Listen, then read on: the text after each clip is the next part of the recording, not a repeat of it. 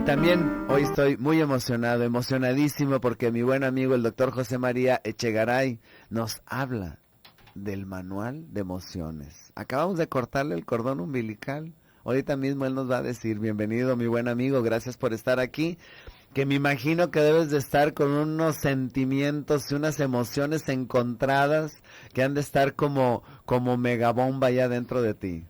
Gilberto, buenos días al auditorio. Desde luego que escribir y sacar un libro es toda una experiencia. Uno piensa es como tener un hijo, pues más o menos, pero implica muchísimas cosas. Yo nunca he parido, pero creo que es como si fuera la primera vez. Es complicado, es difícil, pero es una experiencia extraordinaria. ¿Tú cuándo sacas tu primer libro, Gil? Fíjate que el año que entra, ya de hecho tengo la editora que me dijo, en el momento que usted saque su libro, nosotros se lo editamos y lo voy a sacar. Ya tengo muchos extractos en una forma diferente para escribir lo que es mi especialidad, sobre todo el reflujo que es tan mal comprendido. Tan mal entendido y tanto que afecta a tanta gente. Así es. Y fíjate que cuando uno va haciendo un libro, el problema principal es decir, ya lo dejo. ¿Por qué?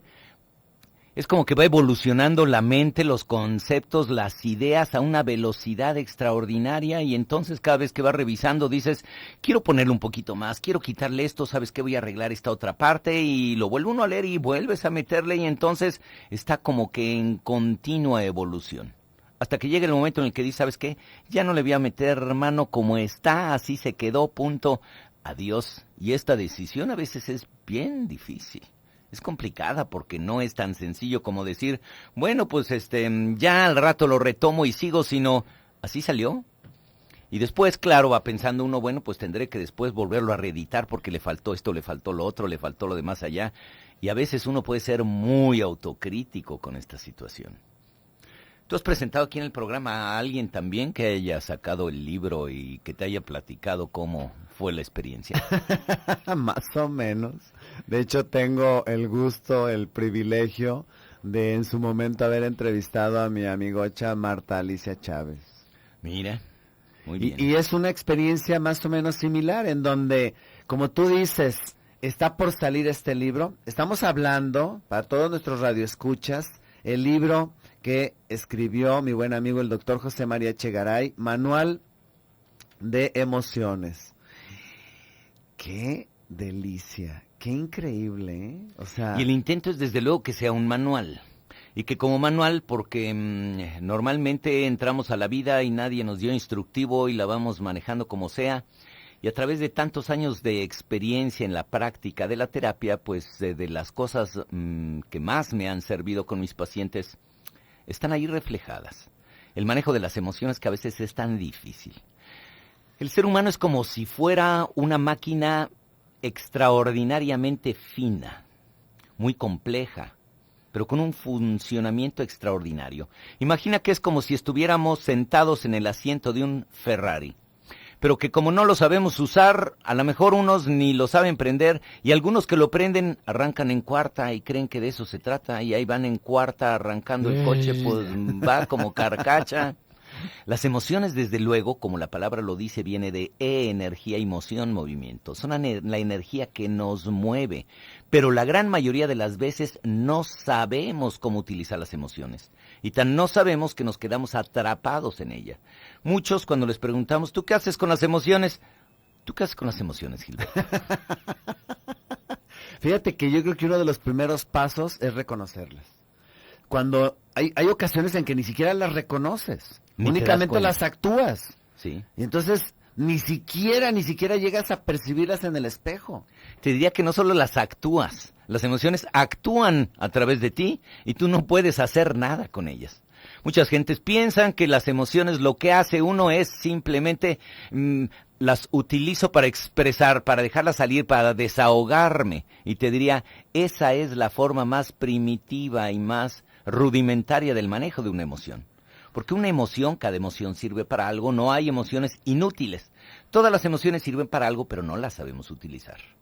Y como dices, no las reconocemos y nos dejamos manejar por el impulso.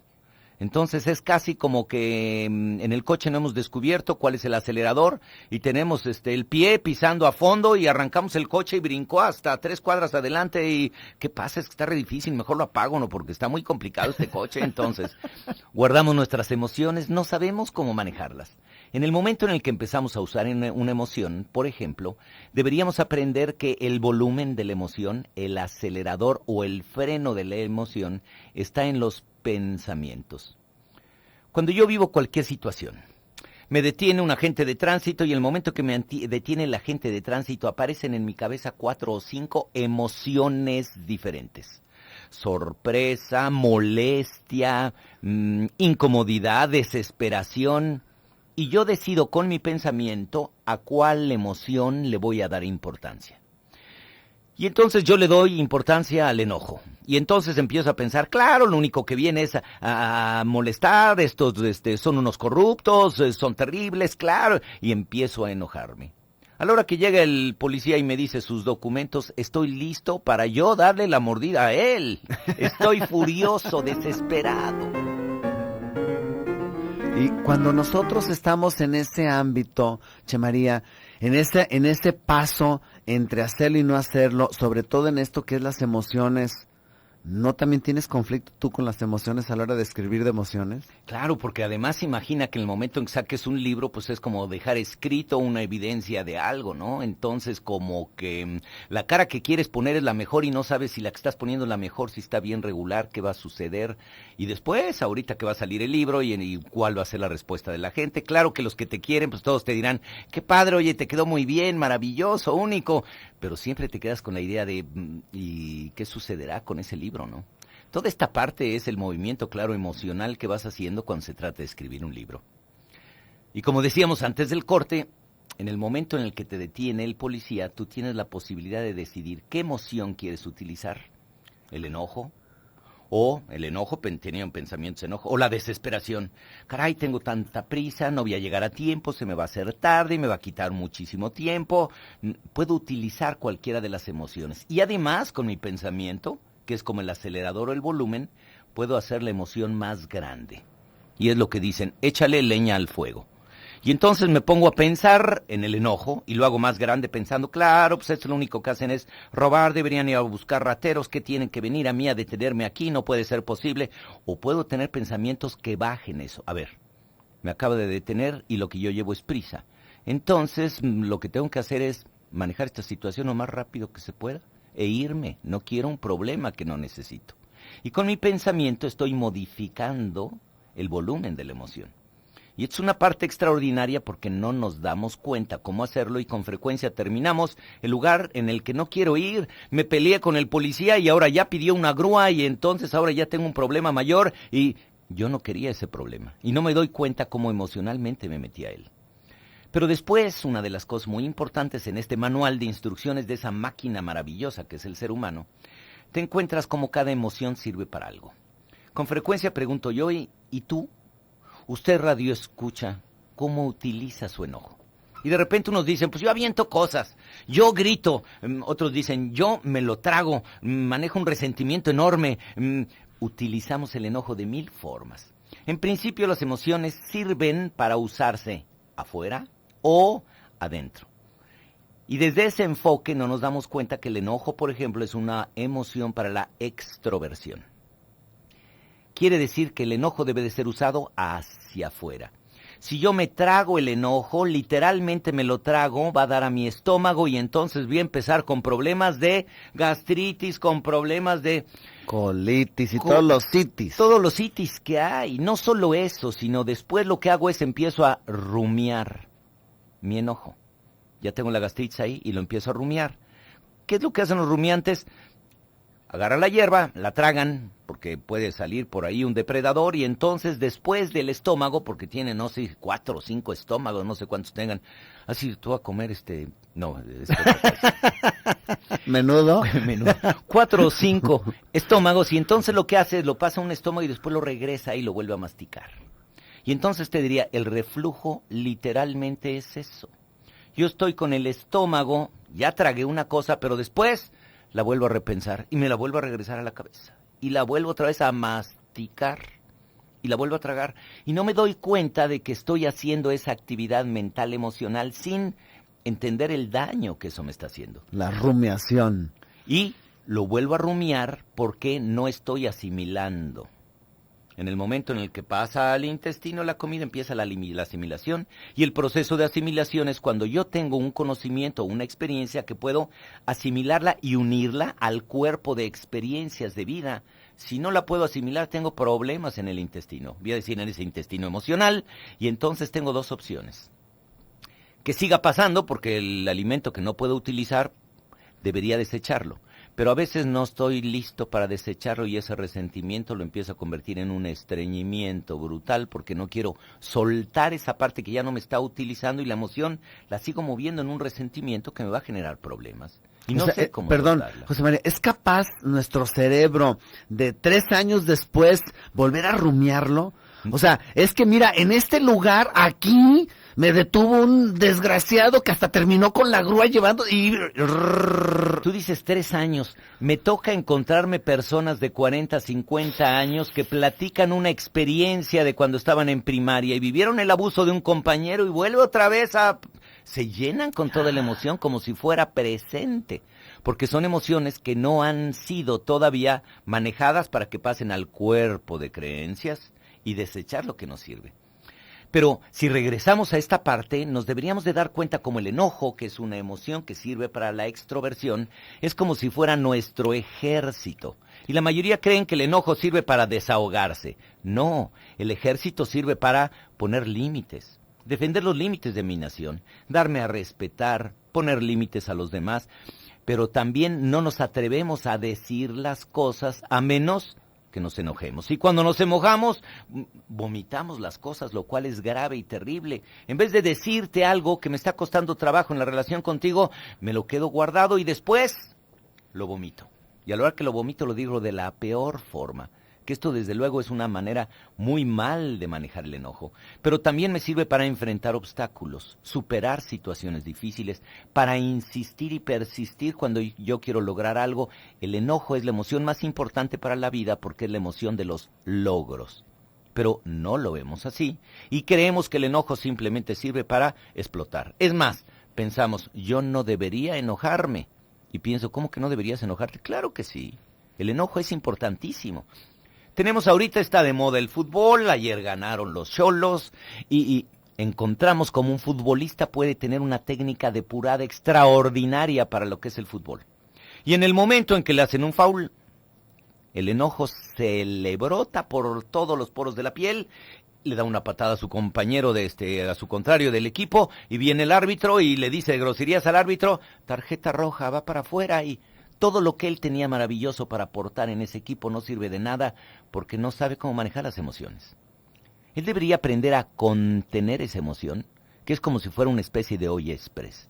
Contener la emoción y que utilice esa emoción para centrar su atención.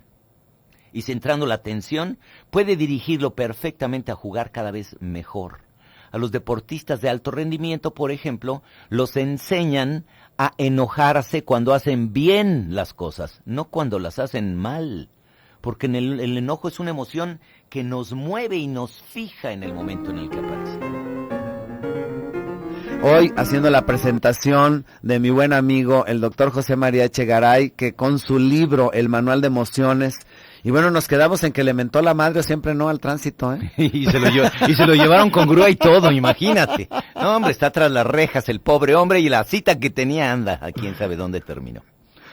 Después, por ejemplo, cuando nos damos cuenta que cada emoción tiene una utilidad, a veces me dicen, a ver, José María, a ver, otra emoción. Entonces dice uno, bueno, está bien, la tristeza. Todos creen que lo que tenemos que hacer es evitar la tristeza como de lugar. Y cuando uno piensa, cuando estoy triste, ¿qué me dan ganas de hacer? Cuando estoy triste no me dan ganas de hacer nada. Es una emoción para la introversión, para ir adentro. No me dan ganas de hacer nada ni de hablar con nadie y lo único que me dan ganas es de quedarme quieto pensando. Aparece la emoción en mi vida como si hubiera desde el fondo del alma algo que me está diciendo, José María, hay algo que tienes que trabajar ahí. Y esa tristeza, esa melancolía aparece como para ir adentro. Pero, y yo tengo la posibilidad de manejar mis emociones. Imagínate que estoy tristísimo, porque perdí el empleo. Viene entonces esa tristeza a decirme, a ver, José María, te toca revisar qué hiciste para perder tu empleo. Pero ¿qué crees? Tengo en 2 horas una cita para el empleo. Me levanto en la mañana triste porque estoy sin empleo. ¿Y entonces qué hago?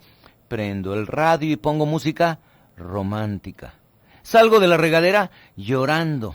¿Cómo voy a llegar a esa cita? Pues voy a llegar hecho polvo. Probablemente a la hora que me vean entrar van a decir, no, no lo contrato, pobre cuate, está en una depresión brutal. Pero yo tengo la posibilidad en el momento en el que me levanto de decir, ok, tengo la tristeza y la tristeza me va a servir para revisar cosas. Pero lo que tengo que hacer ahorita es tengo que estar en otro estado de ánimo, tengo una entrevista de trabajo. Y entonces pongo otro tipo de música que empieza a cambiar mi ambiente. Mi pensamiento lo empiezo a dirigir cómo me gustaría presentarme en esa cita, cómo me gustaría estar y empiezo con mi movimiento a mover todo mi cuerpo emocional hacia un estado diferente. Entonces puedo llegar en el tono emocional necesario a esa entrevista y puedo, después de la entrevista o en la noche al llegar a mi casa, a retomar, porque no debo de olvidarme de esa tristeza, a retomar esa melancolía para pensar y ordenar aquellos aspectos que no había podido manejar. En el momento en el que yo ordeno, la situación cambia. Podemos brincar otra emoción, como por ejemplo los celos.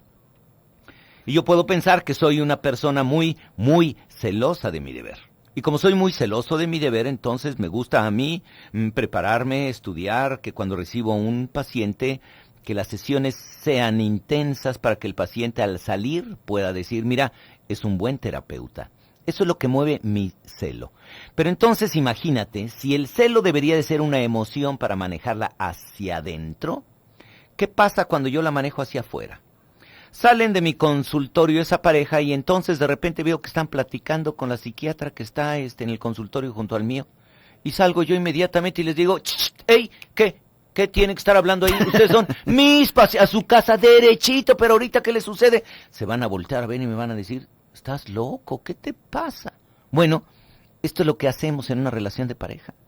En el momento que aparecen los celos, en vez de yo mostrarme como la mejor opción para la otra persona, inmediatamente lo que quiero es regañar por lo que está haciendo y eso hace que la imagen que tiene en mí sea peor. En vez de usar esos celos para manejar una mejor imagen y presentarme, los estoy utilizando para, al revés, alejarme y separarme de esa persona. No sé cómo usar los celos.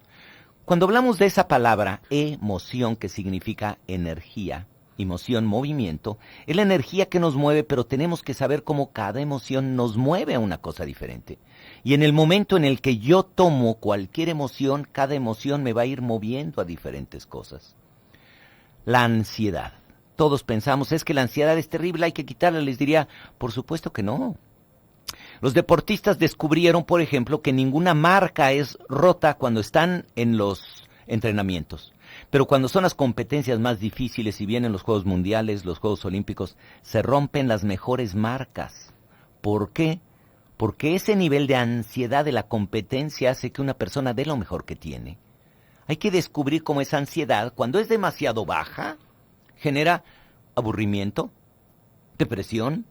Yo juego tenis y en el momento en el que estoy jugando tenis resulta que no me siento o no me estoy jugando con una persona que está a mi nivel, me aburro. Cuando tengo una competencia con alguien que juegue igual o mejor que yo, estoy emocionado, doy mi mejor esfuerzo. Uno debe de aprender a sentir esa emoción, esa ansiedad del reto que implica ir haciendo cosas. Cuando no hay reto, esto lo único que va haciendo es que yo vaya disminuyendo esa emoción para quedarme cada vez más aburrido. La emoción de la vida viene con eso, pero cuando la emoción es muy grande, resulta que la persona con la que juego tenis es tan bueno que no le puedo contestar ninguna bola, empiezo a sentirme frustrado. Y la frustración se acompaña de ese estado neurótico. Una persona que sube demasiado la emoción empieza a entrar en una neurosis, explota de cualquier cosa, se siente molesto, furioso, y voy a terminar aventando la raqueta, rompiéndola. ¿Por qué? Porque no sé cómo manejarlo. Esa emoción de ansiedad se mueve. Y yo la puedo mover. Y en el momento en que entiendo cómo mover la emoción, yo lo primero, para poder estar viviendo una vida intensa, debo rodearme de esa emoción maravillosa que hace que yo vaya encontrando esta parte interesante de mi vida de enfrentar recursos para ir subiendo esa emoción o bajándola. Y este volumen tiene que ver con mi pensamiento. Una persona que no sabe cómo manejar esto se queda ahí atorado.